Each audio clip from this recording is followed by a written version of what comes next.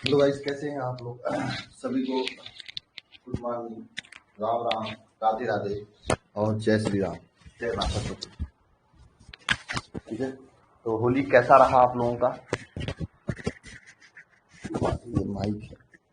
होली कैसा रहा बताइए? मजे से हो गया होली?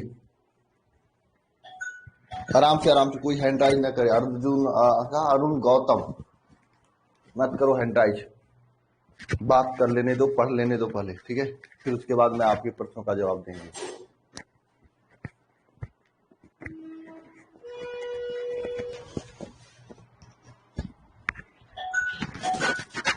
वीरेंद्र कुमार, मत करो हैंड राइज। क्या प्रॉब्लम है आप लोगों को? बस करो आराम से। इतना तेजी से हैंड राइज क्यों कर रहे हो? मैं एक एक लोगों का आवाज सुन सकता हूँ ना, सबका थोड़ी सुनूंगा। हाँ, कुछ यौगिकों का नाम याद करवाएं। चलिए ठीक है, नेक्स्ट टॉपिक यही रहेगा, कुछ यौगिकों का नाम याद करवाएंगे हम आप लोगों को। ठीक है? कि आज से ही शुरू कर दें। सबसे पहले आप लोग मुझे कुछ बात नहीं, सबसे पहले आप मुझे इन तत्वों का 2 3 100 एलिमेंट्स हमने पूरा याद कर चुका है।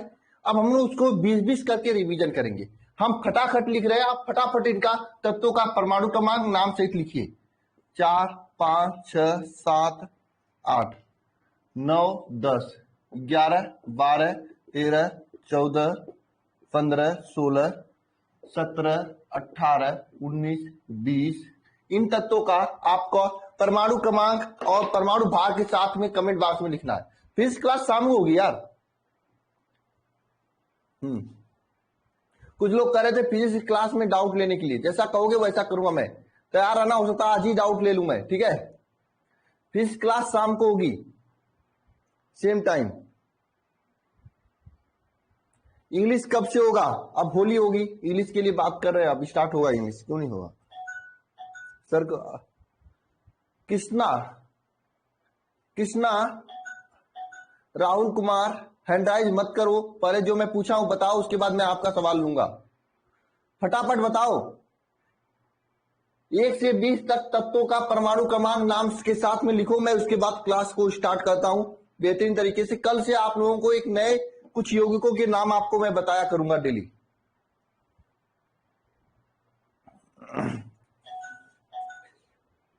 एसपी राज, अच्छा ये बताइए, किसी को कोई डाउट है क्या? जो नए स्टूडेंट जुड़े हैं उसमें से किसी को ऐसा स्टूडेंट है जिनको कोई डाउट है पिछली क्लास में, जो 6 लेक्चर पढ़े हो? जैसे एसपी राज, मैं आपका हैंडराइज करता हूं। हाँ एसपी राज बोलो। आप लोग इसे लिखते रहो।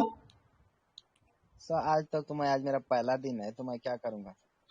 मैं क्या करूं आपको बताया नहीं क्या गया था एसपी राज? आपको चैप्टर नंबर 2 का जितना भी लेक्चर हुआ है, 6 लेक्चर, उसे देखकर आज 7वां लेक्चर हो रहा है, उसको देखना केमिस्ट्री में। ठीक है? चैप्टर नंबर 1 को छोड़ो, पहले चैप्टर नंबर 2 में मेरे साथ आ जाओ। ठीक है एसपी राज? ठीक है सर। ठीक है, आप पढ़ चुके होंगे चैप्टर नंबर 2, मैंने तो बताया था। जी सर। पढ़ लिए पूरा चैप्टर नंबर 2? सर अभी पढ़ रहे हैं। नहीं पढ़े हैं तो ठीक है, आज क्लास छोड़ दो, कल से क्लास में आना। चैप्टर नंबर 2 में 7 लेक्चर हो जाएगा, 7 लेक्चर पढ़ के आना केमिस्ट्री में। ठीक है? बहुत बढ़िया। वीरेंद्र कुमार, हैंड राइज करो।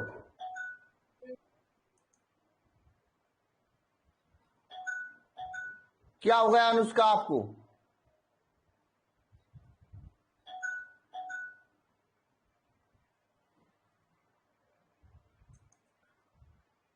हाँ वीरेंद्र, क्या कर रहे हो? Good morning sir. Good morning, good morning. बोल सर, बोलो जल्दी से। आप लोग तत्वों का नाम लिखते चलो। हाँ आप बोलो जल्दी से। वीरेंद्र क्या कर रहे हो? बोलते सर समझ में नहीं आ रहे, पहले जो पढ़ाए थे ना। क्या नहीं समझ में आ रहा? टॉपिक का नाम बताओ, उसको मैं रिवाइज कराता हूं, बताता हूं। वो गुलाम का नियम जो बताए, हाँ, गुलाम का नियम जो बताए। वो तो फिजिक्स में है ना, फिजिक्स क्लास में पूछ लेना। आप केमिस्ट्री में बताओ, क्या नहीं समझ में आ रहा है? केमिस्ट्री का भी क्लास हम फर्स्ट बार कर रहे हैं सर। आपको क्या करना है, चैप्टर नंबर 2 का जितना लेक्चर 6 लेक्चर हुआ है, देखो मैं सभी से कह देना चाहता हूं जो नए जुड़े हैं, आपको चैप्टर नंबर 2 में आज 7 लेक्चर हो जाएगा, सातों लेक्चर कल देख कर आना है। जो डाउट होगा स्टार्टिंग में पूछ लेना मुझसे, ओके। Okay sir. हाँ देखो बसंत गुप्ता ने बहुत अच्छा लिखा है, बहुत अच्छा बसंत। इसी तरह 10 के आगे के लिख दो, 10 के आगे के लिखो, मैं देख रहा हूं कौन कौन लिख रहा है। कोमल कुमारी आपने भी बढ़िया लिखा।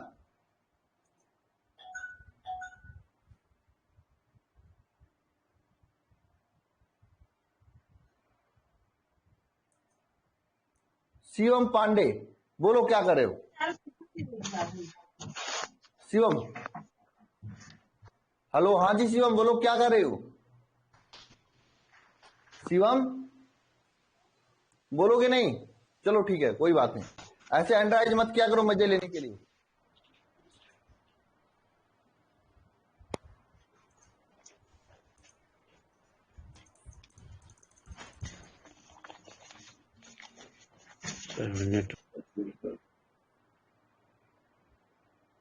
शिवम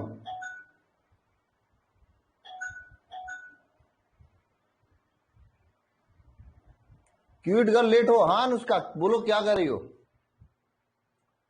अनुष्का, अनुष्का बोलो क्या कर रही हो। Hello, good morning sir. Good morning, good morning, बोलो क्या कर रही हो। कैसा आवाज आ रहा है। सर ये मेरी hello, network issue sir. Hello, आवाज ही नहीं आ रहा हेलो आपका। चलो सर, ठीक है क्लास नेटवर्क स्टार्ट इशू करते है। हैं, ठीक है। अब क्लास स्टार्ट करते हैं, कल से मैं कुछ इंपॉर्टेंट तत्वों का नाम याद कराया करूंगा, ठीक है, ओके।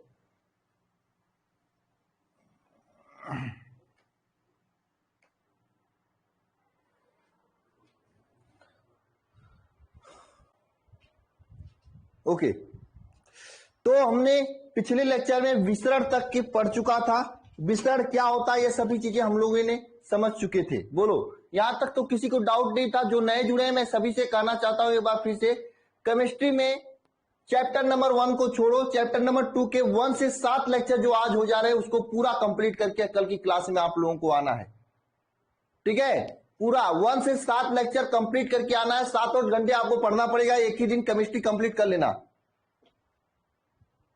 समझे। कर लोगे,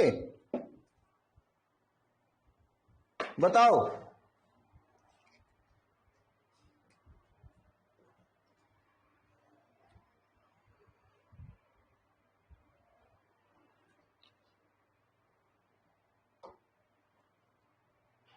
नहीं जो नए जुड़े उनकी बात मैं कर रहा हूं, जो भी नए जुड़े हैं वो ये काम करके आएंगे कल, ठीक है। इसके आगे हम चलते हैं आज। जो डाउट होगा स्टार्टिंग के 10 मिनट में आप पूछ लेना 7 लेक्चर में से, ठीक है। हालांकि पढ़ाया ऐसा गया कि कोई डाउट होना नहीं चाहिए, फिर भी जो डाउट होगा पूछ लेना आप, ठीक है। मैं स्याही भर रहा हूं, उसके बाद स्टार्ट करता हूं।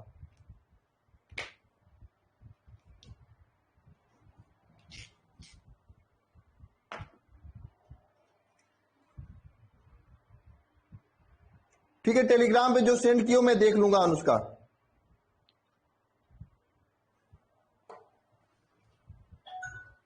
अब हैंड राइज मत करो, पढ़ाई करने दो पहले,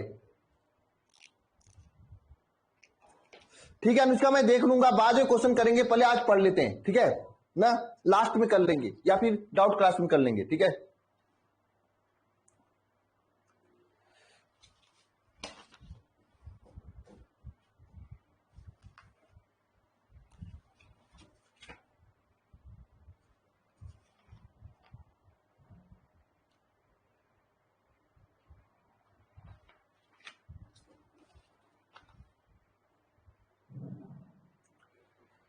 तो अब आगे हम लोग पढ़ेंगे पराशरण दाब के बारे में। किसके बारे में, पराशरण दाब के बारे में। तो हेडिंग करना सभी लोग, पराशरण दाब।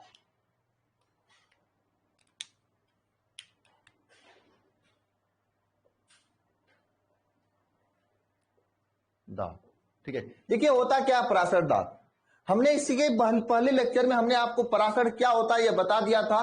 कुछ लोग जरा कमेंट बॉक्स में कमेंट करके मुझे बताना कि पराशर किसे कहते हैं। बताना सभी लोग, तो पराशर किसे कहते हैं, बात कमेंट बॉक्स में कमेंट करके बताना। कोई है जिसको आ रहा है?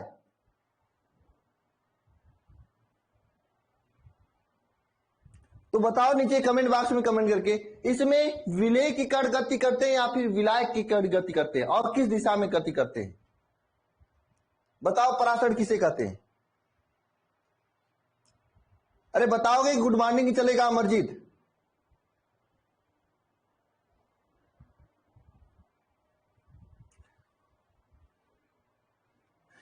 जब दिलाया गया कम सांद्रता से उच्च सांद्रता की ओर गति करे। विलायक की कण, दिलाया नहीं, जब विलायक की कण कम सांद्रता से उच्च सांद्रता की ओर गति करते हैं तो उसे पराशर कहते हैं। ठीक है, समझे? तो पराशर किसे कहते हैं मैंने बताया था, जब विलायक की कण, किसके? विलायक के कण कम सांद्रता से उच्च सांद्रता की ओर गति करते हैं। कम सांद्रता से उच्च सांद्रता की ओर गति करते हैं उसे क्या कहते हैं? पराशर कहते हैं। ये मैंने आपको बताया था लास्ट लेक्चर में। ठीक है, मतलब इसके पहले बताया था, स्टार्टिंग में बताया था मैंने आपको। ठीक है ना? तो चलिए पराशर दाब के बारे में हम लोग पढ़ते हैं। जैसे मान लेते हैं कि यहां पर एक डब्बा है, पढ़ना समझना ध्यान से। डब्बा में ये बीच में रेड वाला अर्ध पारगम्य झिल्ली लगा हुआ है।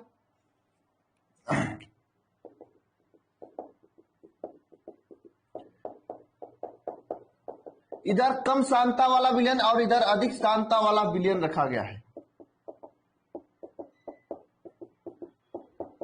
यह आपका कम सांद्रता है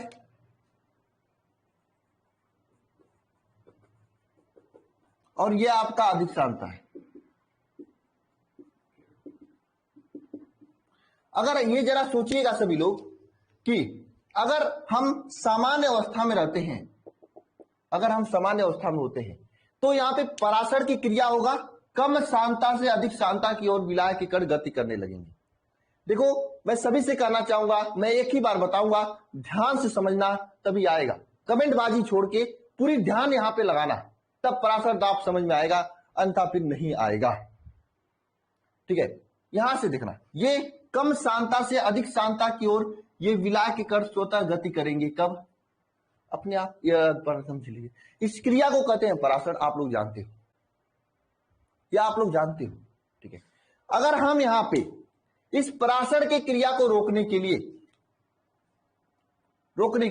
ठीक है, विलायक के कण आ रहे हैं ऊपर से पिस्टन के द्वारा, अगर हम दाब लगा दें यहां पे, ताकि ये विलायक के कण जो आ रहे हैं, जो पराशर की क्रिया हो रही है वह रुक जाए, तो इसी दाब को क्या कहते हैं? पराशर दाब कहते हैं।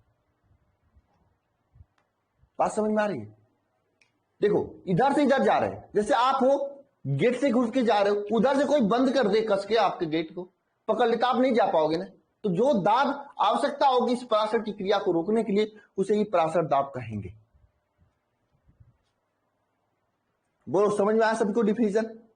मतलब समझ में आया? अरुण, गौतम, पढ़ तो लो इसे, छोड़ के चैप्टर 3 स्टार्ट करूं। बताओ ये समझ में आ गया अरुण आपको? गजब लड़के हो यार आप।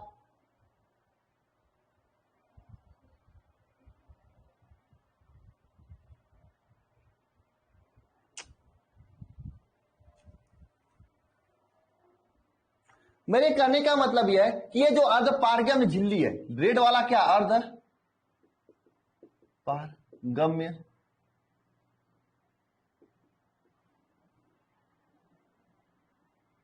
झिल्ली है, यहां से विलायक कण इसमें जा रहे हैं स्वतः, लेकिन ऊपर से हम दाब लगा के इसे रोक देते हैं।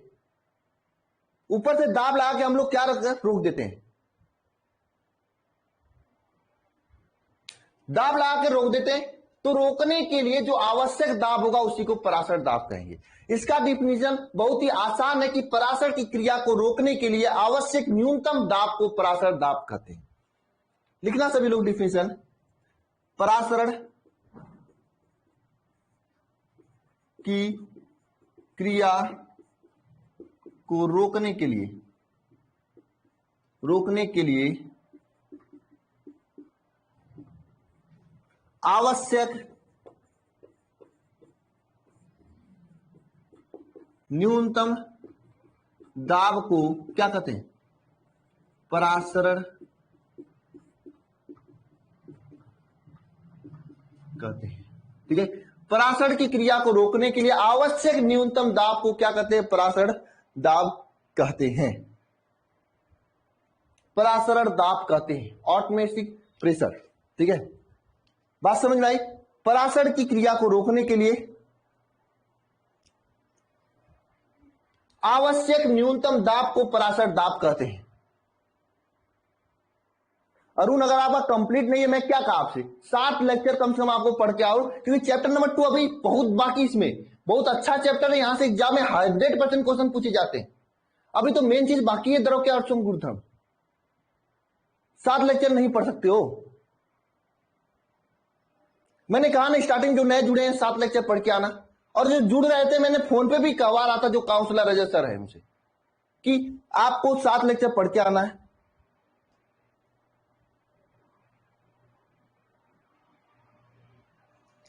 गजब आदमी हो यार।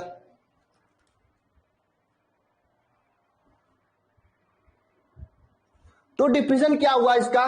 परासरण की क्रिया को रोकने के लिए आवश्यक न्यूनतम दाब को क्या कहते हैं? परासरण दाब कहते हैं। इसे इंग्लिश में ऑस्मोटिक प्रेशर भी कहते हैं। ठीक है, समझे?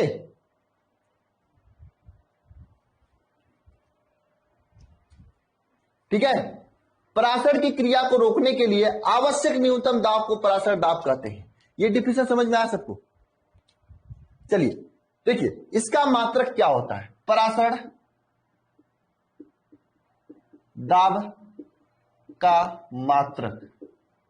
परासरण दाब का मात्रक क्या होता है? देखिए, परासरण दाब का मात्रक एटीएम होता है।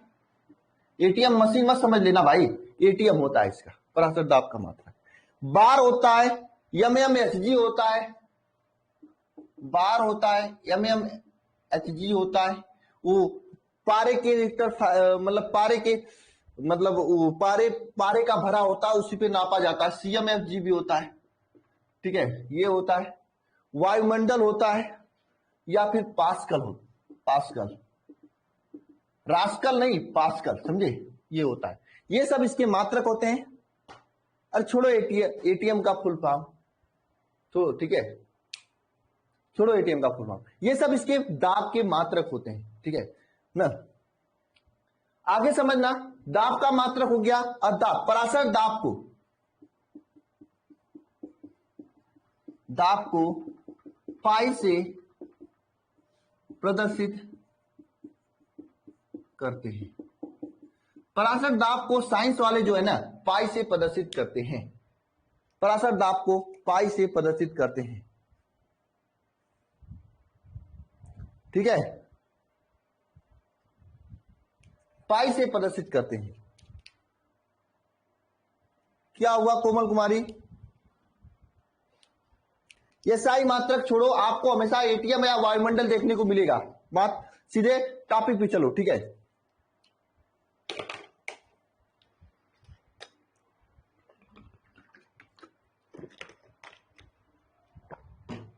आप फिजिक्स नहीं कर देंगे, ऐसा ही मात्रक निकालोगे। हाँ, यहां तक चीजें आप लोगों को समझ में आई हैं?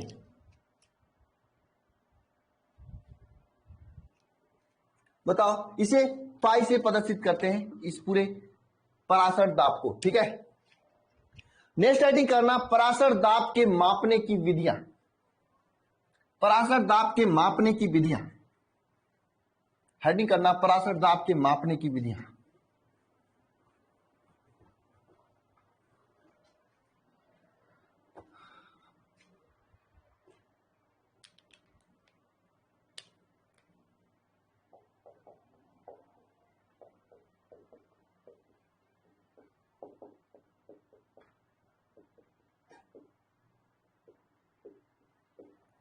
परासरण दाब के मापने की विधियां। देखो, मैं विधियां लिखवा देता हूं, लेकिन बताऊंगा किसी के बारे में नहीं, पहले से बता देता हूं, क्योंकि एग्जाम में पूछता नहीं है। हाँ ठीक है, लिखवा देता हूं, क्योंकि पढ़े रहोगे थोड़ा हमारा ध्यान रहेगा तो सही रहेगा। पहला विधि देखना, फेयर फेयर की विधि इस विधि से नापा जाता है। दूसरा विधि लिखना, 5-6 विधियां है। दे ब्रिज की विधि, दे ब्रिज की विधि आप लोग भी लिख लेना। तीसरा विधि लिख लेना, मोर्से एवं फ्रेशर की विधि, मोर्स एवं फ्रेशर की विधि, मोर्स एवं फ्रेशर की विधि। चौथा लिख लेना, जीव द्रव संकुचन की विधि, जीव द्रव कुंचन विधि। पांचवा लिख लेना, बर्कले एवं हार्टले विधि, बर्कले एवं हार्टले विधि, बर्कले एवं हार्टले विधि। ठीक है, और लास्ट लिखना आपसे बोलो, चलो जान दो तो छोड़ो, 6-7 विधियां हैं, इसमें सबसे महत्वपूर्ण विधि जो है आपका बर्कले एवं हार्टले विधि है। और ये सब बेकार है, ये किसी के काम में नहीं आते। क्यों काम में नहीं आते? क्योंकि ये समय ज्यादा लगती है और एक्यूरेसी भी नहीं होता है इसमें। वही बात ना कि आप किसी आदमी को 2-4 घंटे बैठाए भी रहो और उसे कुछ समझ में भी ना आए ना, उसका कुछ काम भी ना हो। वही बात, ये 4-6 घंटे समय भी लेते हैं और रिजल्ट भी कुछ नहीं देते हैं, अच्छे से नहीं देते हैं। इसलिए सब बेकार है। आपको पढ़ना बर्कले तथा हार्टले विधि। ठीक है, इस आपको पढ़ना केवल बर्कले तथा हार्टले विधि, वो भी पढ़ना नहीं है। एग्जाम में कभी बर्कले तथा हार्टले विधि से कैसे पराशर दाब मापा जाता है ये कभी पूछा ही नहीं गया है। आप उठा के अपने प्रीवियस ईयर की एग्जाम पेपर को देख लेना, कभी नहीं पूछा गया है। तो हम भी नहीं इसको पढ़ेंगे, इस सबको रब करेंगे, सीधे आगे बढ़ेंगे। ठीक है, सीधे इसके आगे पढ़ेंगे। हाँ, जिनको नीट वगैरह देना है वो पढ़ेंगे ही, क्योंकि उनके एग्जाम में पूछा जाता है थोड़ा मोड़ा इसके अंदर से चीजें। हम लोग सीधे आगे बढ़ेंगे। ठीक है, हम लोग सीधे आगे बढ़ेंगे। कहां से बढ़ेंगे? पराशर दाब के नियम, हेडिंग करना नेक्स्ट, पराशर दाब के नियम।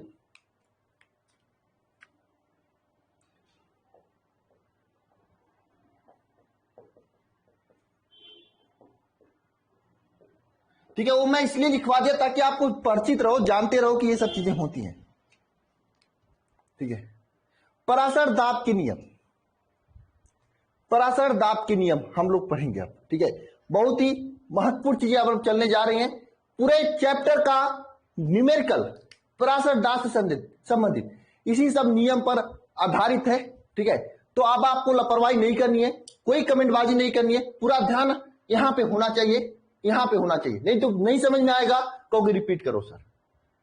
पूरा ध्यान यहां पे रहना चाहिए। मैं कहो तो मैं स्टार्ट करूं, या बात करना 2-4-5 मिनट बात कर लो, उसके बाद मैं स्टार्ट करूं।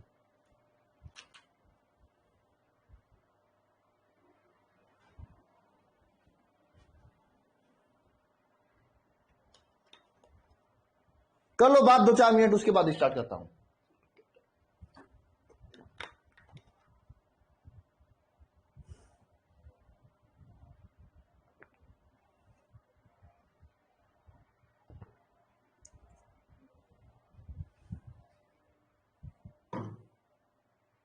ठीक है, स्टार्ट करूं ना? देखो, मैं वही पढ़ा रहा हूं जो आपके, जिसको पढ़कर आप में बोर्ड, आप अगर मेहनत कर दिए तो बोर्ड में 90% ला दोगे।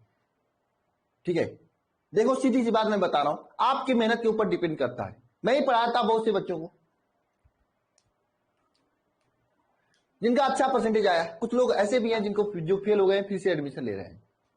हम क्या कर सकते हैं, उसमें मेरी क्या गलती थी? हाँ, तो पढ़ना आपको है, हम पढ़ा सकते हैं। कुछ बच्चों को समझ में जल्दी आ जाता है, मैं मानता हूं उनका दिमाग तेज होता है, लेकिन जिनको नहीं समझ में आता वो ये नहीं करते, उनको थोड़ा ज्यादा पढ़ना होता है। दिमाग किसी का बचपन से तेज नहीं होता है, जो जितना मेहनत करता है उसका उतना तेज दिमाग होता है। जितना आप लोग मेहनत करोगे उतना आपका दिमाग बढ़ेगा। 442, अभिषेक कुमार 442।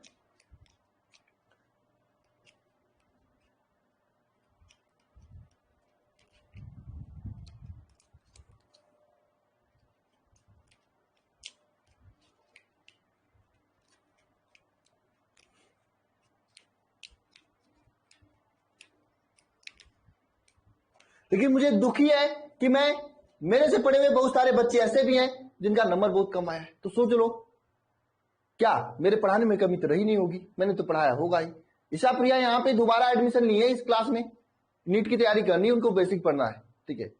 उनका 407 नंबर है, वो भी पढ़ी थी हमसे। तो बहुत सारे ऐसे बच्चे, कुछ ऐसे भी बच्चे दिवाकर वगैरह अभी दोबारा एडमिशन लेने वाले हैं क्लास में, जिनका परसेंटेज कम आया है, ठीक है, जिनके में एक आंख में बैक लग गया। तो क्यों? उनकी खुद की गलती थी, मेरी गलती नहीं थी। तो आप लोगों के ऊपर है कि क्लास में कमेंटबाजी करोगे, मजे लोगे या फिर पढ़ाई करोगे। मेहनत आपके हाथ में भाई।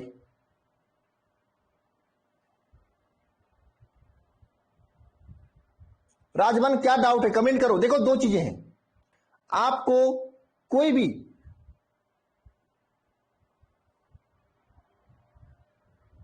नहीं, एक टारगेट बनाओ आप सभी लोग, उसके बाद मेहनत करो।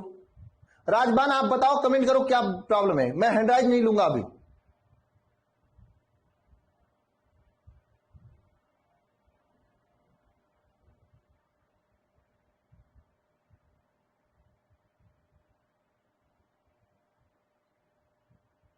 चलो आगे चलते हैं। देखो दो चीजें हैं सर, एक डाउट था, ये लिखने में जितना समय लग रहा है उतने में आप अपने कमेंट को भी लिख सकते हो क्लास के बीच में। तो अपना जो डाउट है उसके लिखा करो, कमेंट मत लिखा करो, ठीक है। चलो ये मत लिखा करो मुझे डाउट है ये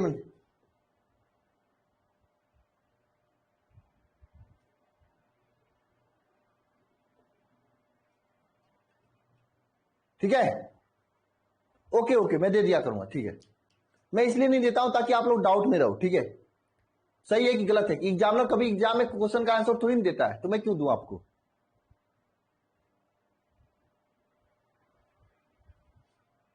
तो चलो स्टार्ट करते हैं। बात हो गई ना, अब कोई कमेंट नहीं करोगे ना, बताओ, कोई कमेंट नहीं करोगे ना। चलो ध्यान दो यहां पे। तो देखना पराशर दाब के नियम, जिसमें हम पहला बॉयल वांट हाफ के नियम पढ़ेंगे। बॉयल वांट हाफ के नियम, Hoff Boyle van't Hoff, Hoff के नियम, हाफ के नियम, ये पहले पढ़ेंगे। पराशर दाब के नियम में पहला हम पढ़ेंगे बॉयल वांट हाफ के नियम। इस नियम के अनुसार क्या होगा, स्थिर ताप पर किसी भी विलयन का पराशर दाब उसकी सांद्रता के अनुपाती होता है। स्थिर ताप पर, स्थिर ताप पर किसी विलयन का परासरण दाब उसके सांद्रता के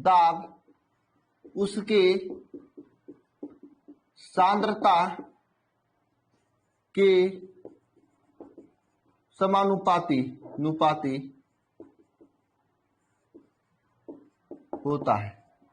स्थिर ताप पर किसी विलयन की पराशर दाब जो होता है उसकी सांद्रता के समानुपाती होता है, ठीक है। स्थिर ताप पर किसी विलयन की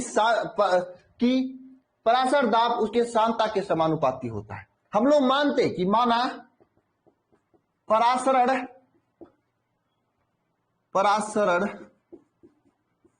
दाब पाई तथा सांद्रता सी हो तो क्या pi is proportional to C, pi proportional to C हो जाएगा। अब ये प्रोपोर्शनलिटी के चिन्ह को हटाने के लिए आप लोग बचपन से ये पढ़े हो कि हम लोग किसी कांस्टेंट का यूज करते हैं, तो हम लोग पाई इज केसी लिख सकते हैं, केसी लिख सकते हैं। यहां से हम लोग इसे इस तरह से भी लिख सकते हैं, pi upon C is equal to के। ऐसा लिख सकते हैं कि नहीं लिख सकते हैं, बताओ। लिख सकते हैं ना, ऐसा तो लिख ही सकते हैं। हाँ, पाई upon C is equal to के, ऐसा लिख सकते हैं। अब देखो ये के है, तो हम लोग याद कर लो, अगर जानते नहीं हो तो अभी से जान जाओ कि जहां पर भी पाई upon C is equal to के आ जाए तो इसको हम इस तरह से भी लिखते हैं, pi one upon C one is equal to pi two upon C two. इस तरह से भी लिख सकते हैं, कोई दिक्कत नहीं होगा। इतना सभी को समझ में आया कि नहीं, ये बताओ। ये बताओ समझ में आया कि नहीं, सभी लोग एक बार कमेंट बॉक्स में कमेंट करके बताना। किसी को डाउट तो नहीं है? के कहां से आया? के हम लोग अपने मन से लेते हैं कांस्टेंट। के एक निश्चित मान होता है जो कि अपने मन से लेते हैं। सभी को समझ में आया?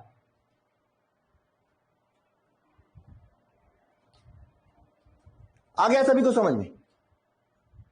चलो मैं फिर से बता देता हूं बॉयल के अनुसार क्या होता है। बॉयल वन हाफ के नियम के अनुसार क्या होता है, स्थिर ताप पर किसी विलयन का पराशर दाब उसकी सांद्रता के समानुपाती होता है।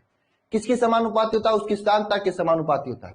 पराशर दाब पाई प्रोपोर्शनल टू सी होता है। इस प्रोबेबिलिटी के चिन्ह को हटाने के लिए हम लोग के इज इक्वल टू लिख देंगे, के लिखकर इक्वल टू लिख देंगे। ठीक है, यहां से देखो पाई के सी हो गया, सी को नीचे लाएंगे, पाई इज इक्वल टू के हो गया। जहां पर भी ऐसा होता है याद कर लो, pi one upon C one is equal to pi two upon C two, इस तरह से लिख सकते हैं।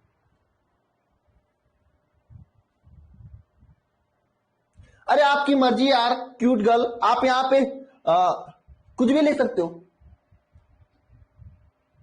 कुछ भी लिख सकते हो, वो लिख सकते हो कांस्टेंट, लेकिन के लिया जाता है, किताब में के दिया होता है तो के ही हम लोग लिखते हैं। ठीक है, समझ में आ गया? आप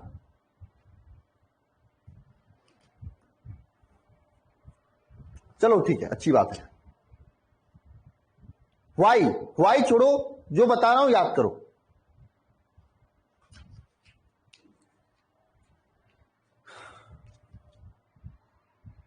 इसके आगे देखना, जो ये आपकी सांद्रता सी होता है ना, ये सांद्रता सी होता है। आप लोगों ने क्लास 11th में नहीं पढ़ा होगा, मैं बता देता हूं, ये सांद्रता सी 1/v के बराबर होता है।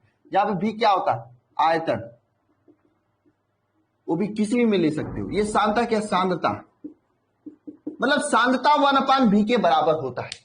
सांद्रता किसके बराबर होता है? 1/v के बराबर होता है। तो यहां पे ध्यान देना, यहां पे इस समीकरण से ध्यान देना। हम जानते हो कि पाई इज इक्वल टू क्या? के सी होता है। तो हम लोग यहां पे ऐसा भी लिख सकते हैं क्या? पाई इज इक्वल टू के सी के स्थान पे 1/v लिख सकते हैं क्या? लिख सकते हैं, लिख सकते हैं ना। तो यहां से पाई इज इक्वल टू क्या हो जाएगा? के अपान v। तो यहां से पाई v इज इक्वल टू के, ऐसा लिख सकते हैं? बताओ, ऐसा लिख सकते हैं हम लोग? अब बताओ, यहां तो पाई v इज इक्वल टू क्या आ गया, तो इसको हम इस तरह से भी लिख सकते हैं जैसे यहां पे लिखा था, pi one v1 is equal to pi two v2। बोलो, बताओ, ऐसा लिख सकते हैं? Pi one v1 is equal to pi two v2, हाँ या ना? अरे हाँ या ना, बताओ। के का वैल्यू कुछ नहीं होता है, छोड़ो के का बात। ये कैसे हुआ ये मत चक्कर में पड़ो, इतना अगर आप पढ़े होते तो कैसे नहीं पूछते। सब चीजें अभी यहीं पे आके नहीं पढ़ना आपको, कुछ क्लास 11th में भी जो पढ़ना था वो नहीं पढ़े आपने। कैसे होता है मत पूछो, धीरे धीरे आपको समझ में आ जाए कैसे हो रहा है। अभी 1000 बार ये आएगा, ठीक है, 1000 बार आएगा कोमल कुमारी, 1000 बार आएगा, समझ में आ जाएगा। यहां नहीं आएगा तो अगले चैप्टर में फिर से आएगा, तो वहां पे समझ में आएगा, धीरे सीख जाओगे आप लोग। ठीक है, अभी स्टार्टिंग है। ठीक है, समझ गया, अच्छा बात है। ठीक है, तो ये सांद्रता जो होता है 1/v के बराबर होता है, यानी जो सांद्रता होता है 1 आयतन के बराबर होता है। ठीक है, 1 आयतन, सी के स्थान में 1/v लिख देंगे, v के भी हो जाएगा, v इधर आके pi v is equal to K, तो यहां से पाई वन सी वन, या pi upon C is equal to K था, यहाँ पे pi v is equal to K, तो pi one C one is equal to pi two v2, इस तरह से याद कर सकते हो।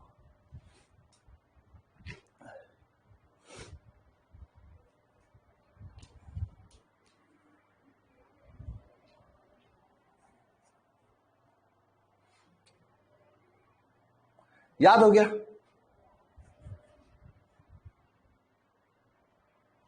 यहां पे ध्यान देना है, कौन आईडी मांग रहा है? पर मैंने कहा ना कमेंट बाजी नहीं चलेगी।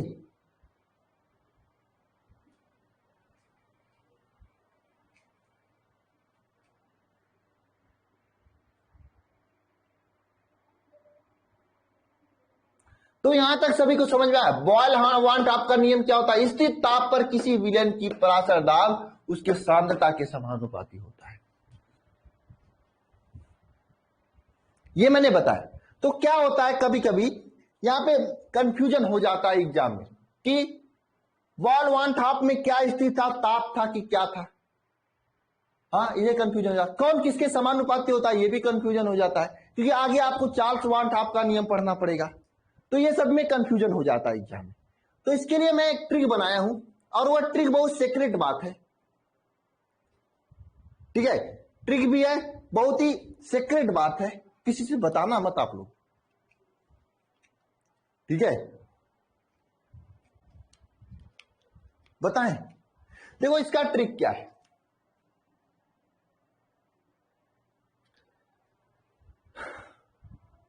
बता दें, लिखो ट्रिक।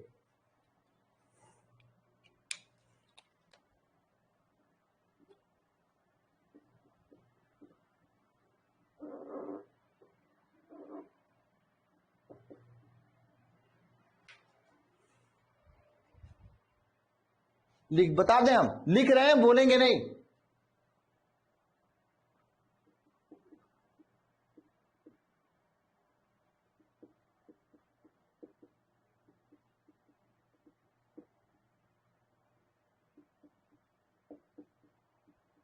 ठीक है, ये ट्रिक है आपका, ये ट्रिक है। कुछ समझ में आ रहा है? क्या लिखा गया है? भाभी तुम्हारी निश्चित रूप से प्रियंका चौबे है। नहीं समझ में आ रहा है? लवली, कुछ समझ में आया? लवली है, इतना तो समझ में आ गया, नॉट अंडरस्टैंड। ठीक है, मैं मिटा देता हूं, जब समझ नहीं आ रहा तो क्या लिखने का मतलब, जाने दो, है ना? जब समझ में नहीं आ रहा तो क्या लिखने का मतलब, क्यों क्यों बेइज्जती कराना, क्यों बेइज्जती करो कराना, क्यों भाई, क्यों टुनटुन कुमार? हाँ, इसमें किसी का प्रियंका नाम नहीं ना है? चलिए, अच्छी बात है, नहीं होना भी नहीं चाहिए। चलिए,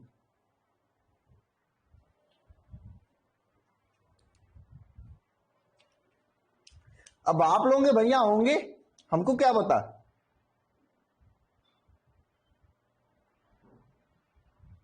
समझा दें, चलो फिर से मैं लिखता हूं यहां पे,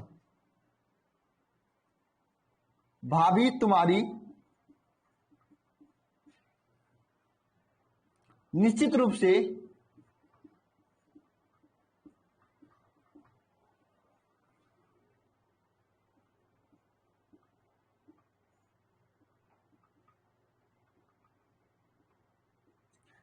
से प्रियंका चौबे है। ठीक है, ये है आपका। देखो इसमें क्या है, बी से बॉयल का नियम, ठीक है, तुम्हारी से टी, ठीक है। निश्चित मतलब क्या होता है, देखो निश्चित ताप पे, यानी स्थिर, मतलब स्थिर ताप जो है स्थिर है। प्रियंका मतलब पी, प्रेशर। चौबे मतलब कांस्टेंट, इसके समानुपाती होगा, यानी बॉल में ताप स्थिर होगा और प्रेशर ये चौबे से कांस्टेंट के समानुपाती होगा। ये ट्रिक सही है? नहीं समझ में आया ट्रिक? बिना ट्रिक का ठीक है, ठीक है, चलो ठीक है। कंफ्यूजन होगा तो आपके लिए काम देगा। मैं फिर से बता देना चाहता हूं ट्रिक को लिखकर।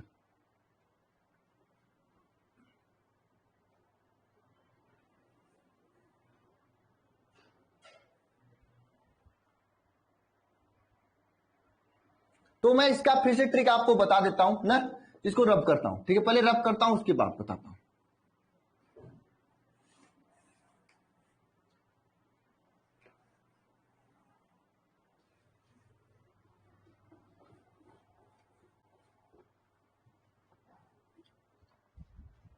क्या ट्रिक है?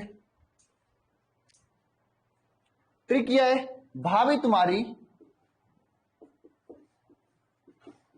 निश्चित रूप से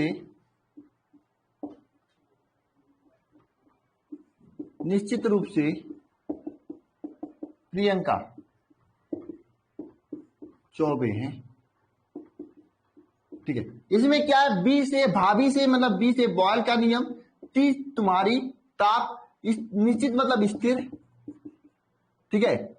रूप से प्रियंका मतलब प्रेशर दाब, चौबे मतलब कांस्टेंट, मतलब चौबे मतलब क्या, सांद्रता। यानी बी टी मतलब बॉयल के नियम में क्या, ताप स्थिर होता है और प्रेशर जो है सांद्रता के समानुपाती होता है। ठीक है, ये आपका है। नेक्स्ट नियम लिखिएगा सभी लोग, नेक्स्ट नियम लिखिएगा।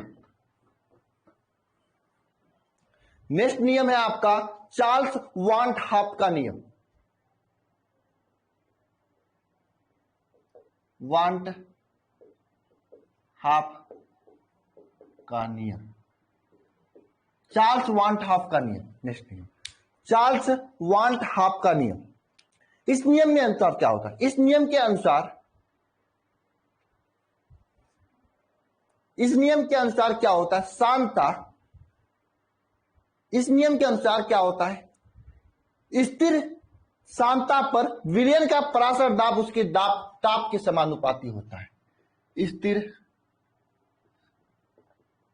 सांद्रता पर विलयन का परासरण दाब उसके ताप के क्या होता है, ताप के समानुपाती होता है। स्थिर सांद्रता पर विलयन का परासर दाब उसके ताप के समानुपाती होता है। इस नियम के अनुसार स्थिर सांद्रता पर विलयन का परासर दाब उसके ताप के समानुपाती होता है। माना परासरण दाब पाई हो तथा ताप टी हो तो क्या हो जाएगा, परासर दाब pi is proportional to T हो जाएगा। Pi is proportional to T हो जाएगा। यानी स्थिर सांद्रता पर, यहां पे सांद्रता स्थिर होता है पर परासर दाब उसके ताप के समानुपाती होता है। अब इस कांस्टेंट, ये अनुपाती चिन्ह को हटाने के लिए हम लोग के यूज करेंगे। पाई इज इक्वल टू के टी हो जाएगा। यहां से हम लोग पाई upon T is equal to K लिख सकते हैं, के लिख सकते हैं, लिख सकते हैं ना, लिख सकते हैं, बताओ। तो पाई upon T is equal to के, इसको हम लोग इस तरह से भी लिखते हैं, pi upon T one is equal to pi two upon T two. इस तरह से लिख सकते हैं कि नहीं लिख सकते हैं, बताओ। ऐसा लिख सकते हैं, pi one upon T one is equal to pi two upon T two, pi one upon T one is equal to pi two upon T two, ऐसा लिख सकते हैं ना। लेकिन यहां पर भी कंफ्यूजन होता है कि इसमें कौन सा कांस्टेंट था। वहां पे भाभी तुम्हारी मतलब ताप स्थिर होता है, यहां पे सांद्रता स्थिर होता है। आज तो याद रहेगा, आगे चल के कंफ्यूजन होगा आपको कि यहां पे कौन स्थिर होता है। तो यहां का भी मेरे पास ट्रिक है ना, याद रहेगा आपको। घर घर की बात है, घर घर की बात है, घर घर की बात है। सबके यहां गांव में किसी न किसी घर होता है ऐसा काम।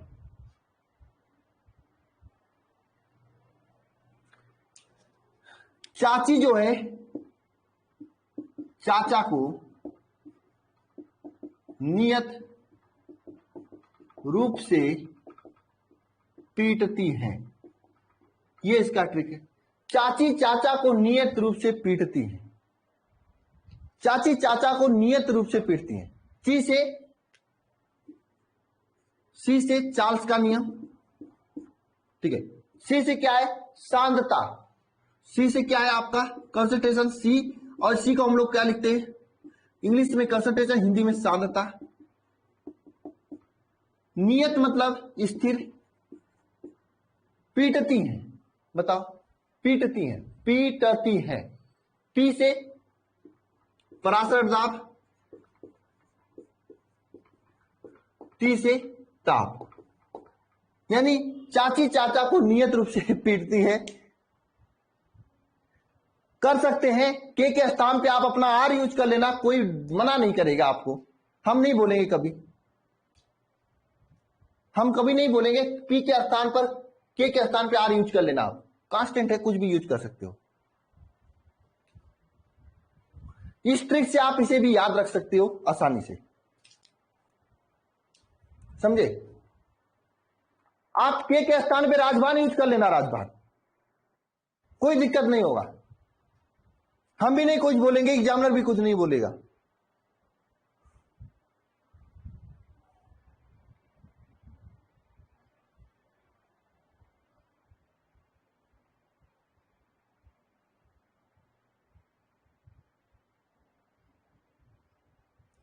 ये समझ में आया?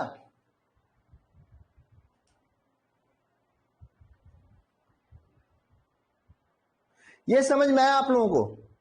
कोई डाउट?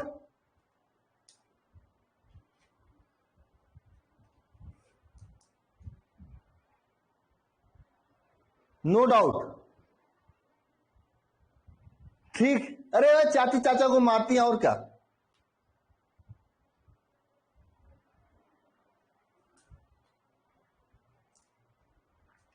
डाउट है, चाची चाचा को नियत रूप से मारती। ची से चार्ल्स का नियम, ची से चाचा से मतलब कंसंट्रेटर, चाचा से सी, सी से मतलब कंसंट्रेटर मतलब शांतता, नियत मतलब स्थिर होता है, और पीटती मतलब पराशर दाब, और टी मतलब ताप। ठीक है। अरे मत कर देना, ये लड़कियां बहुत खतरनाक होती हैं। अब इसमें से कुछ लोग कभी चाची बनेंगे किसी का, वो भी जाकर पीटेंगी चाचा को। हाँ, बनेंगी तो है ना।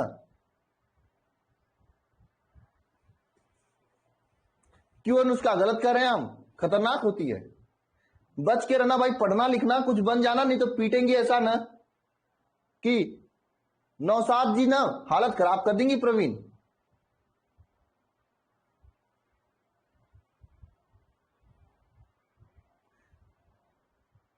पीटती हैं कि नहीं विवेक दुबे?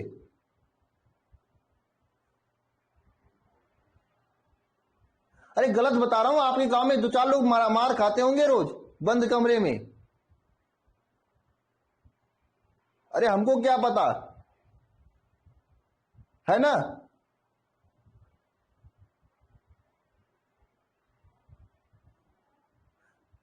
अति तो तब हो जाती जब खुले बाजार में मार खाने लगते हैं कुछ लोग तो।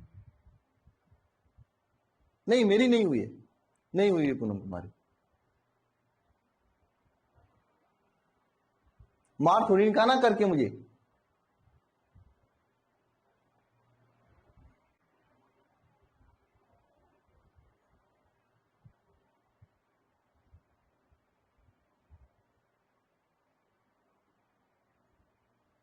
सरेआम बेचती, भरी बाजार में बेचती है ना, गजब की बेइज्जती हो जाएगी।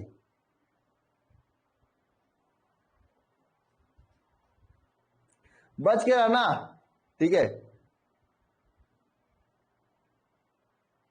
हाँ चंदन, समझे, नहीं करेंगे।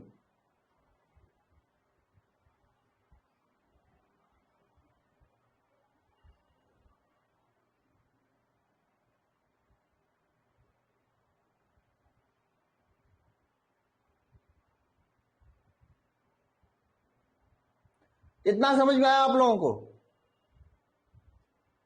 हाँ भाई, देख लो भाई, बच के रहना। अभी से मैं बता दे रहा हूं कि आगे जब 2 4 5 7 साल में कुछ लोगों की शादी होगी, कुछ लोगों की शादी नहीं होगी, क्योंकि पढ़े लिखे है नहीं, पढ़े लिखे हैं नहीं, नौकरी शौकरी मिलेगी नहीं। वैसे भी जनसंख्या घनत्व देखोगे, लड़कियों की संख्या कम है, 2 4 5 लोग वैसे ही रहेंगे, तब तो इक्वल होगा। हाँ, इन लोगों को क्या करना है? पढ़ेंगी तो कुछ बनेंगी, नहीं बनेंगी तो कुछ, उनको तो एक चीज बनना पक्का है। क्या बनना पक्का है? हाउस वाइफ, वो तो बनेगी हाउस वाइफ तो निश्चित रूप से। खाना बनाना, सोना, ये तो काम होगा उनका, ठीक है। लेकिन आप लोगों को खटना होगा जाएगी कंपनी में इधर उधर। हाँ, तो पढ़ लो भाई, कुछ बन जाओ, यही समय है मेहनत करने की। इस समय अगर मेहनत कर लोगे तो बोर्ड में तो परसेंटेज आएगा ही, बोर्ड के बाद अगर कुछ अच्छे से तैयारी कर लोगे तो इंडिया एयरफोर्स ने भी तो एकदम सेकंड ओवर में नौकरी लग जाएगी, है कि नहीं। इन लोगों को क्या रखे हो बताओ?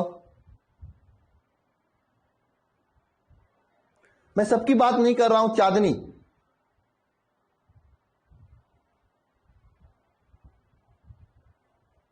ठीक है। तो मेहनत कर लो भाई,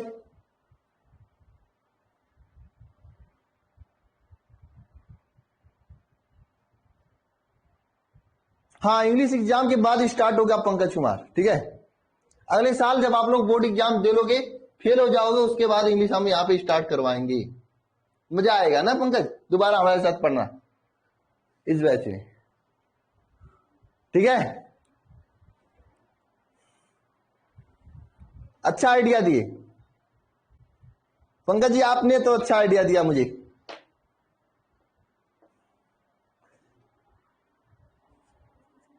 इंग्लिश में बैक लग जाएगी, इंग्लिश में बैक लगेगी तो इंग्लिश तब पढ़ लेना। नहीं नहीं नहीं एमडी साहिल, हाँ अब इस एग्जाम के बाद ही इंग्लिश स्टार्ट होगा।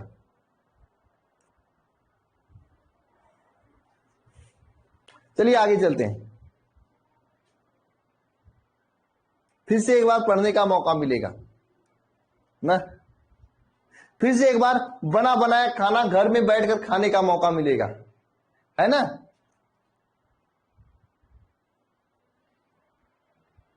शाम को होगा कृष्णा।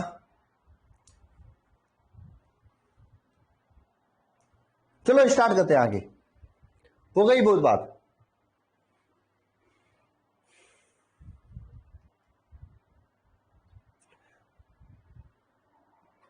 तो चलिए इसके आगे देखते हैं। ये सभी चीजें समझ में आ गई आप लोगों को ना।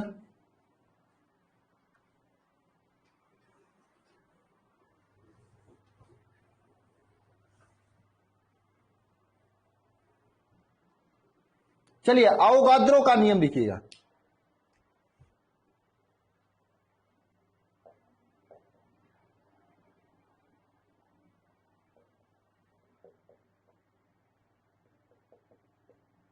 अवोगाद्रो का नियम, अवोगाद्रो का नियम, ठीक है। इस नियम के अनुसार क्या होता है, जो आयतन होता है V is proportional to N के होता है, आयतन बी प्रोपोर्शनल टू एन के होता है। आयतन भी जो होता है प्रोपोर्शनलिटी तो एन के होता है, ठीक है। यानी आयतन एन मतलब मोलों की संख्या के अनुपाती होता है ना। आयतन जो होता है मोलों की संख्या के अनुपाती होता है। अब तो आपको इतना समझ में आ ही गया होगा कि V is equal to K N लिख देना है, V upon N is equal to K लिख देना है, V1 upon N1 is equal to V2 upon N2 लिख देना है। इतना तो समझ में आ गया आप लोगों को ना, हाँ इतना तो समझ में आ गया, इतना तो कर ही सकते हो आप लोग। ये अवोगाद्रो का नियम होता है। तो किसका नियम होता है, अवोगाद्रो का नियम होता है।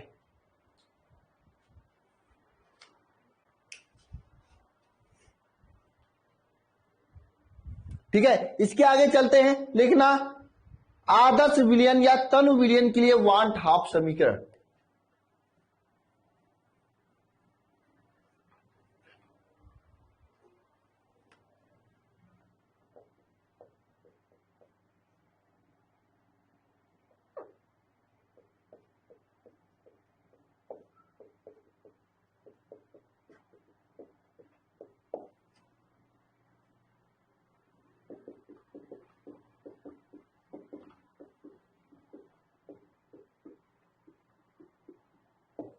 वांट हाफ समीकरण, आदर्श या तनु विलयन के लिए वांट हाफ समीकरण। डिफरेंशियल मतलब को पूछता नहीं है, ठीक है, चार्ल्स और बॉयल का ही पूछता है, ठीक है।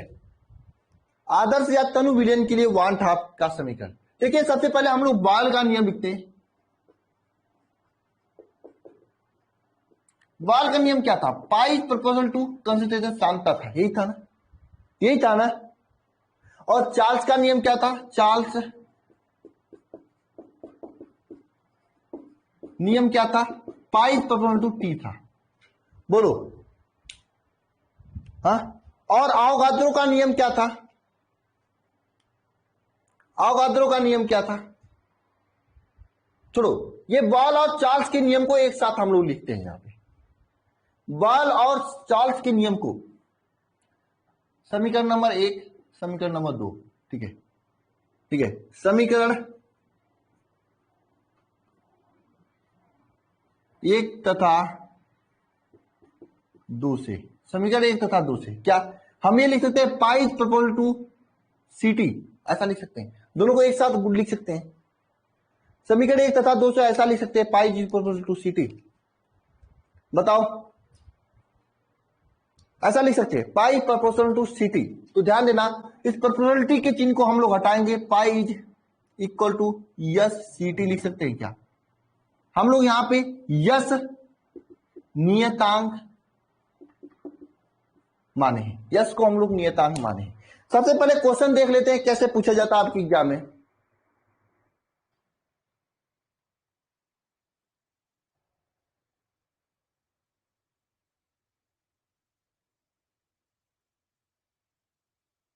ये क्वेश्चन देखो, ये तो हो गया था, द्रव के अनुसंग गुणधर्म।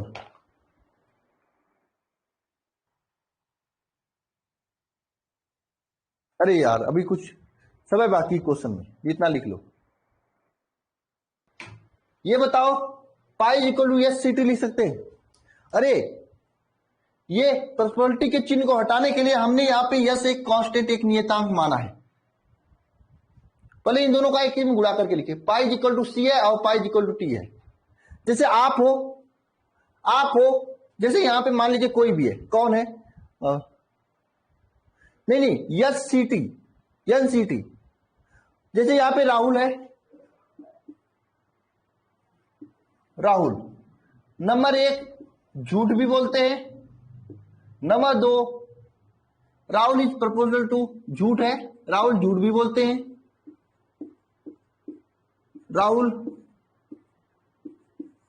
राहुल एक चीज और क्या लिखें, लड़ाई भी करते हैं। ठीक है, तो हम ये लिख सकते हैं कि राहुल जो है झूठ तथा लड़ाई दोनों करते हैं, ऐसा लिख सकते हैं। यही तो बात है, ये पाई सी के प्रोपोर्शनलिटी है, पाई टी के प्रोपोर्शनलिटी, तो दोनों एक साथ सी टी के प्रोपोर्शनलिटी हो जाएंगे। क्यों? राहुल बदनाम हो गए ना,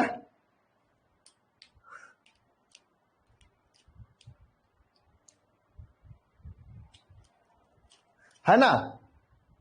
ऐसा लिख सकते हैं हम लोग। क्यों? ठीक है, मिटा देते हैं, ज्यादा देर तक राहुल को बदनाम नहीं करेंगे हम। ऐसा यस सीटी लिख सकते हैं कि नहीं लिख सकते हैं? यस सीटी लिख सकते हैं नहीं? ठीक है, अब यहां पे बाई प्रोपोर्शनलिटी के चिन्ह को हटाने के लिए यस सीटी लिखेंगे ना। ठीक है, अब देखो यस जो नियतांक है, यस क्या है? इसको विलयन नियतांक कहते हैं। ठीक है, विलयन नियतांक कहते हैं, विलयन स्थिरांक या विलयन का नियतांक कहते हैं। यस का मान, यस का मान होता है 0.821, 0.0821 ये होता है। इतना लीटर वायुमंडल प्रति मोल डिग्री सेंटीग्रेड परम ताप, लीटर वायुमंडल प्रति मोल डिग्री सेंटीग्रेड परम ताप, ये इसका मान होता है 0.0821, इसका मान होता है इसका। होता है कि नहीं होता है बताओ? अरे इतना बड़ा, मेरी इसमें कोई योगदान नहीं है, ये जो होता है वही मैं लिखा हूं।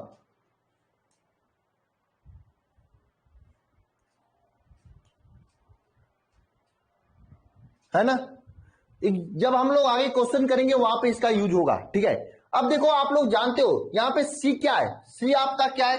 सांद्रता है, और सांद्रता सी इक्वल टू एन अपान भी होता है कि नहीं? मोलों की संख्या अपान आयतन, यानी मोलों की संख्या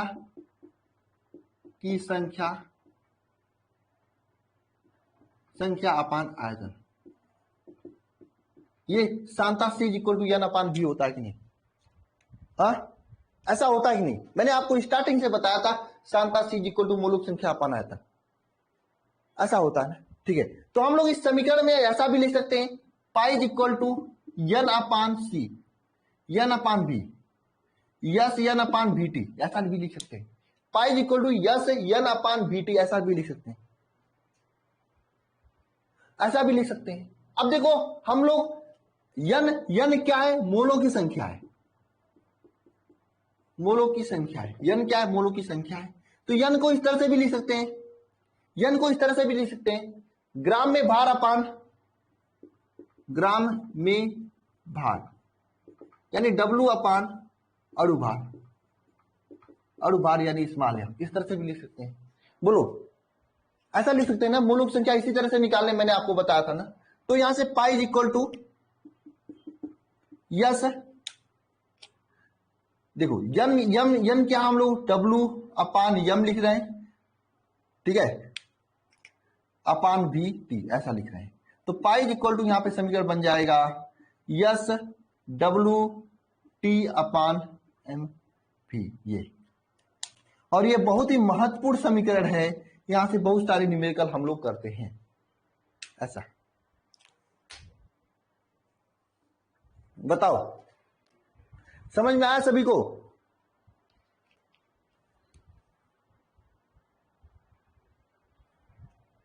जिसको समझ नहीं आएगा वो कमेंट कर रहा होगा, मुझे पता है। रिपीट करना है तो खुद से लेक्चर को दोबारा देख लेना। क्या समझ नहीं आया है मुझे बताओ कमेंट बॉक्स में कमेंट करके, मैं उसी टॉपिक को बताऊंगा, पूरा रिपीट नहीं करूंगा।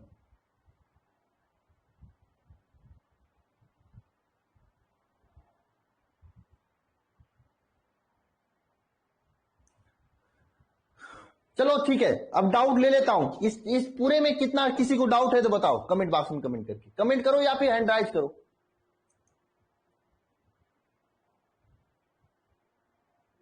एक एक करके, सब लोग नहीं।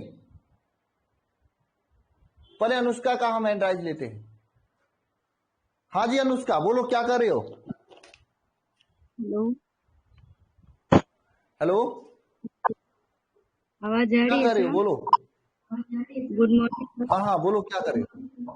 सर ये समझ आवाज आ में रही है, नहीं बोलो। कहाँ पे नहीं, क्या नहीं समझ में आया? कौन सा पॉइंट समझ में नहीं आया बताओ? यहाँ पे जो एस का मान बता रहे हैं ना, वहीं से समझ में नहीं आ रहा है। यस का मान याद कर लो, हमेशा क्वेश्चन में आपको यस का मान 0.821 रखना होगा, ये यही याद रखो, इसको मत देखो, ये तो मैंने वैसे ही लिख दिया। और क्या नहीं समझ में आया बताओ? नीचे बिल्कुल ये भी समझ में नहीं आया। ये सी क्या है? सांद्रता। सांद्रता हम लोग कैसे निकालते थे? मोलों की संख्या अपन आयतन से निकालते थे ना। हाँ, जी सर। अरे सांद्रता ऐसे ही, मोलरता कैसे निकालते थे बताओ?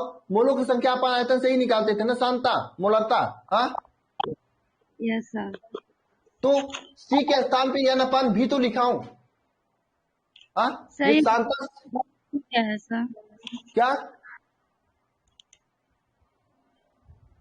अनुष्का क्या कर रही हो? बोलो। सर ये पाई बराबर जो है ना, हाँ हाँ, एस डब्ल्यू टी बटे एम भी, इसका मतलब क्या? एस टी क्या बोले? फिर से बोलो एक बार। जो नीचे में लिखे है ना पाई बराबर एस टी डब्ल्यू अपान एम भी, इसका यस मतलब सर। देखो, यस सर। यहाँ पे ध्यान दो, पहले हमने सी के स्थान पे एन अपान भी लिखा, ठीक है, ये समझ में आया आपको अनुष्का? Yes sir. ये समझ में आया आपको? एन अपान भी समझ में आया है? Yes sir. ठीक है, अब यहाँ पे ध्यान दे लो, ये क्या है? यन क्या है? मोलों की संख्या है ना। ऊपर मोलों को संख्या कैसे लिखते हैं? ग्राम में भार डब्लू अपान और भार यम, यही लिखते हैं ना। जी सर। क्यों? ग्राम में भार डब्लू अपान और भार यम, ये डब्लू अपान यम तो लिखे हैं मैं। अब इसको सॉल्व कर दिया, या डब्लू ऊपर आ गया, यम नीचे आ गया, yes W T upon M B, यही तो हो गया। हाँ, सर ये सब में पूछता है क्या? नहीं नहीं, इससे न्यूमेरिकल पूछता है, ये नहीं पूछता, न्यूमेरिकल पूछता है इस पे आधारित। मैं अभी दिखाऊंगा, ठीक है, ओके मैं अभी सर। बताऊंगा। ये सर नहीं एक पूछता, आपको ये याद होना चाहिए, yes W T upon M B, ये आपको याद होना चाहिए, ठीक है, तभी आप कर पाओगे, नहीं तो नहीं कर पाओगे, ठीक है, न्यूमेरिकल। Okay sir. सर एक क्वेश्चन था। हाँ बोलो क्वेश्चन, टेलीग्राम में सेंड किए हो? सर टेलीग्राम पे सेंड किए हैं। चलो ठीक है, मैं देख लेता हूँ, एक मिनट। बड़ा क्वेश्चन होगा तो डाउट क्लास में बताएंगे, छोटा क्वेश्चन होगा तुरंत बता देंगे। बड़ा ही है सर। ये क्या क्वेश्चन सेंड किया अनुष्का आप? ये क्वेश्चन फर्स्ट है? वाला। यस सर, फर्स्ट वाला जो है। फर्स्ट वाला 5, कौन सा क्वेश्चन है? कौन सा? इसमें कई क्वेश्चन सेंड किए हो आप। सर वो ये मैथ तो का है, नीचे देखिए ना, आज किए हैं। अरे यार नहीं आया है यार, नहीं आया है। ये बस आप जो परमाणु क्रमांक और लिख के भेजी यही तो है बस, 1 से 20 तत्वों तक का, 21 तक का। सर नहीं गया तो चेक कर देंगे। चलिए कोई बात नहीं, आप आगे पूछ लेना, अगर डाउट क्लास में पूछ लेना, ठीक है? Okay okay. Sir, okay. और कोई है जिसको डाउट है बताओ।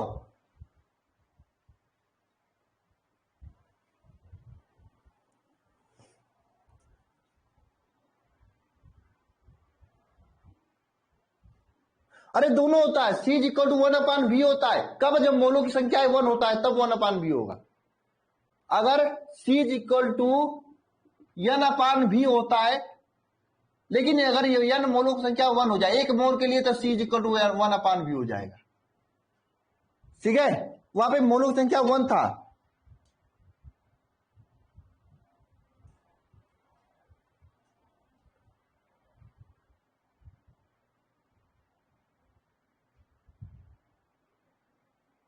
समझे यहां तक? और किसी को डाउट है तो बताओ। पूनम कुमारी, हाँ पूनम बोलो। हेलो। हेलो। हेलो, नमस्ते सर। नमस्ते नमस्ते, बोलो क्या कर रहे हो? सर यहाँ पे जितना भी कुछ लिखा है मुझे समझ में आ गया, बट मुझे तीसरा नियम जो है वही समझ में नहीं आया है। तीसरा नियम परिभाषा भी आपने लिखा है। अवोगाद्रो का नियम, जो बीज N इक्वल टू V लिखा हूं, मतलब बीज इक्वल टू N, केवल हाँ, वाला। तो याद रख लो, इसका जो परिभाषा लिखवाए नहीं सर। उसको मैंने लिखवाया इसलिए कि वो इंपॉर्टेंट है ही नहीं, उसका यहाँ पे कहीं यूज आया क्या? नहीं आया ना, इसलिए मैंने नहीं नहीं लिखवाया, आया है। इसलिए मैंने उसको नहीं लिखवाया। ठीक है, समझे? कोई जो प्रॉब्लम जिसका नहीं होगी ना सर? प्रॉब्लम नहीं होगी। आप बस इतना समझना कि अवोगाद्रो के नियम के अनुसार जो विलेन का आयतन होता है वह अवोगाद्रो संख्या N या मोलों की संख्या N के समानुपाती होता है। ठीक है? जी बिल्कुल सर। ओके। जी, और कोई thank you doubt? Sir. Okay okay.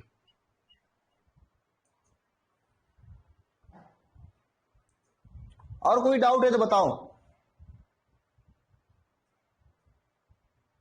देखते हैं रोहित आपका कमेंट।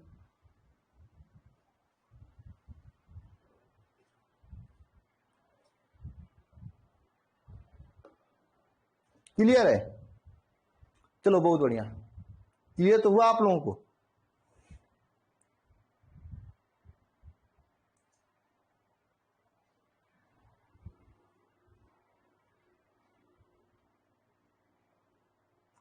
तो चलिए इसके आगे चलते हैं हम लोग।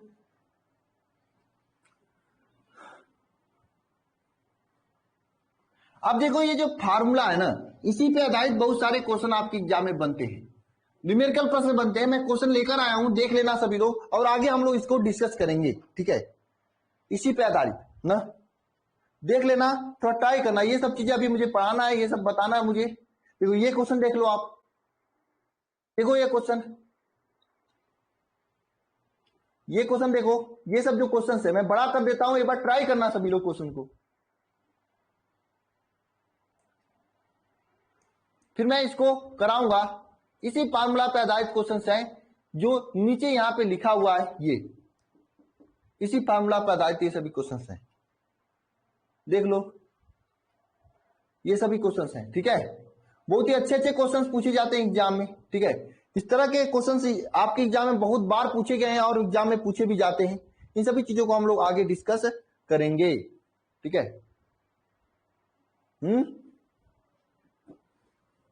बताओ।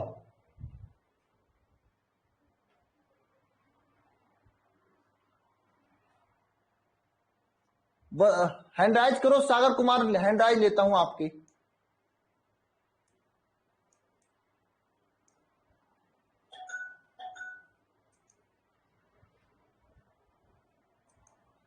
बोलो सागर, क्या कर रहे हो?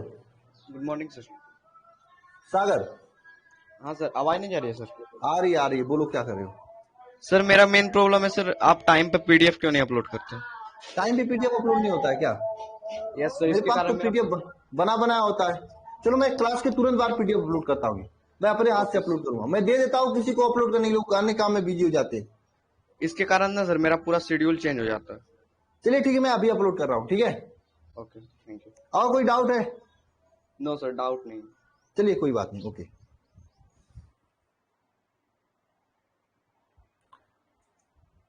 हो सकता है जिसको मैं देता हूं वो शाम तक अपलोड करता हो या बाद में अपलोड करता हो, ठीक है। तो आज की क्लास को हम लोग यहीं पे बंद करते हैं ना, आगे हम लोग क्लास में मिलेंगे, ओके।